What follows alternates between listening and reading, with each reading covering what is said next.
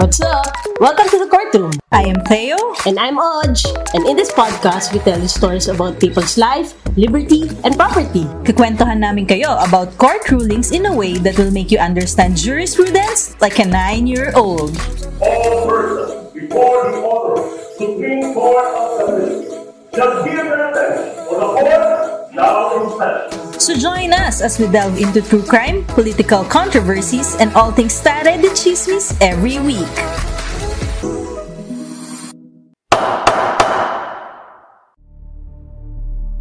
On September 15, 1997, a petition for annulment of several precincts and annulment of Book of Voters in Madalum, Lanao del Sur was filed with the Comelec by Haji Oblais Omar through Counsel Attorney Nasib Yasin. Isa sa mga pinapaanal ay ang barangay Padian Torogan. The Comelec sent telegrams to the respective Board of Election Inspectors or BEI about dun sa mga questioned precincts in Madalum, Lanao del Sur, including Padian Torogan. Pinapag-file sila ng answer sa petition for abolition of precincts and annulment of Book of Voters. After that, nag-file ng answer in opposition si Usman Sarangani, yung incumbent mayor ng Madalum, Lanao del Sur, at naka-attach yung affidavit ng iba pang oppositors who were allegedly barangay chairman nung 23 barangays na pinapaanal at pinapa-abolish sa Book of Voters. In the affidavits of the barangay chairman, they attested that the move to annul the Book of Voters and abolish the questioned election precincts were for the purpose of diminishing the area of jurisdiction of the incumbent mayor of Madalum, Lanao del Sur. After hearing and submission of formal offer of exhibits and memoranda by the parties, the Comelec issued an order. Nirefer nila yung case sa Law Department for appropriate investigation sa mga alleged ghost precincts. So, ano kaya ang natuklasan nila sa investigation na ito? Well, June 18, 1998, nagkaroon ng ocular inspection sa mga sinasabing ghost precincts.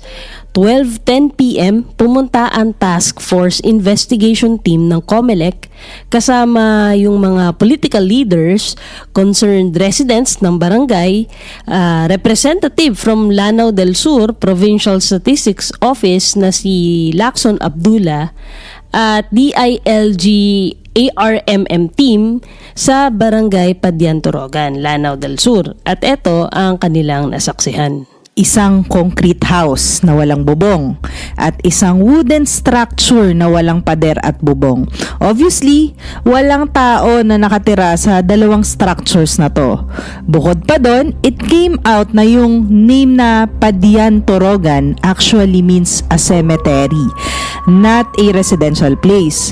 So, kino-contradict nito yung records from the municipal census na nagsasabing merong 45 household with total population of 285 dun sa area na yon. Besides, nagtanong-tanong yung chairman ng Comelec investigating team sa mga tao doon kung sino sa kanila ang residente or registered voter doon sa barangay Padian Torogan at wala din naman nakasagot. Then, at 12:50 p.m., the Comelec investigating team and others went to Barangay Lumbak to look for the other supposed barangay named Rakutan. And after that ocular inspection, report of the results were submitted stating that Padian Torogan and Rakutan were uninhabited. So, on June 29, 1998, the Comelec issued an order finding Padian Torogan as a ghost precinct.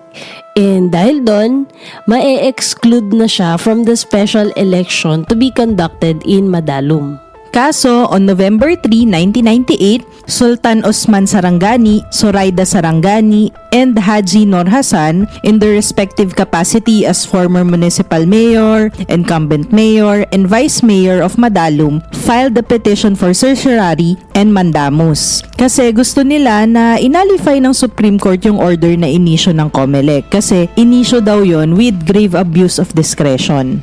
So basically, ang issue dito is kung nag-commit nga ba ng grave abuse of discretion yung Comelec sa pag-declare sa Padian Torogan as a ghost precinct. So ano bang say ng Supreme Court? Well, kung titignan yung records, it appears that Padian Torogan is a barangay in Madalum, Lanao del Sur. And given that, it was erroneous for Comelec to consider Padian Torogan as a ghost precinct. Hindi naman task ng court na i-determine kung barangay nga yung Padian Torogan or a mere election. Sa petition, nakalagay na yung precinct na number 27A located in barangay Padian Torogan yung dineclare ng Comelec na ghost precinct. Although, dun sa order nila, hindi sila nag-mention ng specific precinct.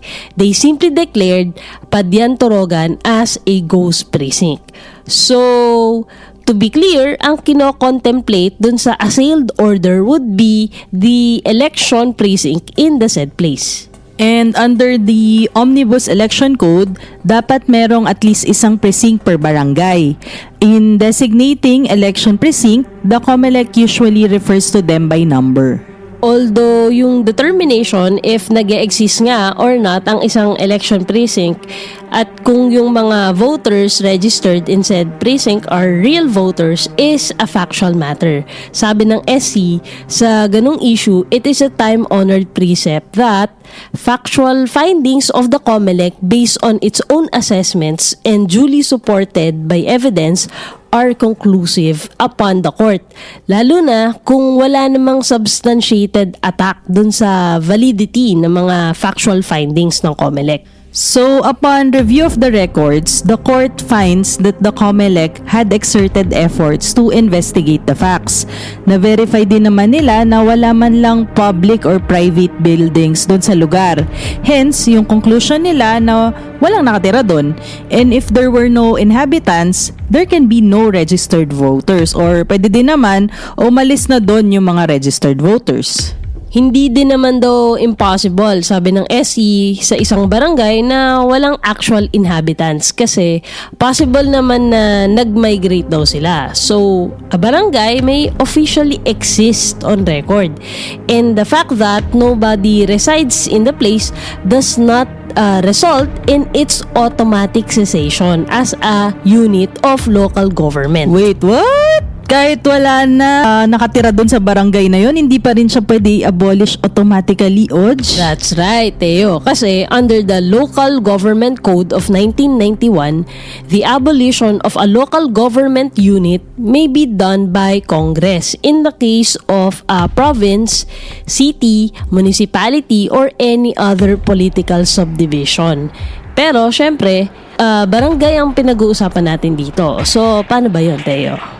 Well, pag barangay, except sa Metro Manila area and sa mga cultural communities, pwede siyang i-abolish ng sangguniang panlalawigan or sangguniang panglunsod na nakakasakop dun sa barangay na yon. Subject syempre sa mandatory requirements of a plebiscite conducted for the purpose in the political units affected.